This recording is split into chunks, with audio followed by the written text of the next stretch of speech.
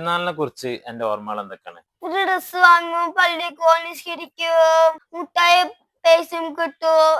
ഇപ്പനെ ഫ്രണ്ട്സിന്റെ വീട്ടിലേക്ക് പോകും. ബിശ്രോ, ഈ വലിയ പെരുന്നാൾ എന്ന് പറഞ്ഞാല് വെറും ആഘോഷം മാത്രമല്ല, അതിന് വലിയൊരു ചരിത്രം ഉണ്ട് അതിന്റെ പിന്നിൽ.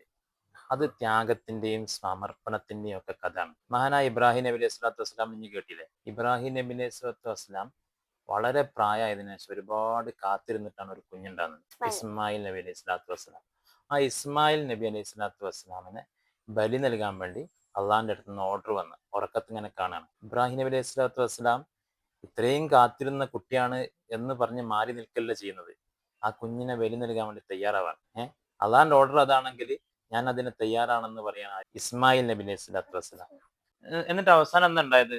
അള്ളാഹു ഇസ്മായിൽ നബി അലൈഹി സ്വലാത്തു വസ്സലാമിന് പകരം ഒരാടിനെ ബലി നൽകാൻ വേണ്ടി കൽപ്പിക്കുകയാണ് ചെയ്തത്. അള്ളാഹ്ക്ക് വേണ്ടത് രക്തമല്ല, മറിച്ച് അള്ളാഹ്ക്ക് വേണ്ടത് നമ്മുടെ ത്യാഗവും സമർപ്പണമുള്ള മനസ്സാണ്. ബലി പെരുന്നാൾ നമുക്ക് നൽകുന്ന സന്ദേശം എന്താണ്? നമുക്ക് അഹങ്കാരം ഉണ്ടാകാൻ പാടില്ല, സ്വാർത്ഥത ഉണ്ടാകാൻ പാടില്ല, നമ്മൾ ബന്ധങ്ങളെ കൂട്ടിയിണക്കണം, വിശക്കുന്നവർക്ക് ഭക്ഷണം കൊടുക്കണം. അങ്ങനെ ഒരുപാട് സന്ദേശങ്ങളാണ് ബലിപെരുന്നാൾ നമുക്ക് നൽകുന്നത്. ബലിപെരുന്നാളിന്റെ സമയത്ത് നമ്മൾ നമ്മളോട് തന്നെ ചോദിക്കുന്ന ഒരു ചോദ്യമുണ്ട് വിശ്വ, എന്താ? നമ്മൾ നമ്മുടെ ജീവിതത്തിൽ അള്ളാഹ്ക്കും നന്മക്കും വേണ്ടി എന്താണ് ത്യജിച്ചത്, എന്ത് ത്യജിക്കാനാണ് നമ്മൾ തയ്യാറായിട്ടുള്ളത്? ഈ ഒരു ചോദ്യമാണ് നമ്മൾ ബലിപെരുന്നാൾ നമ്മളോട് തന്നെ ചോദിക്കേണ്ടത്. ഏവർക്കും ബലിപെരുന്നാൾ ആശംസകൾ.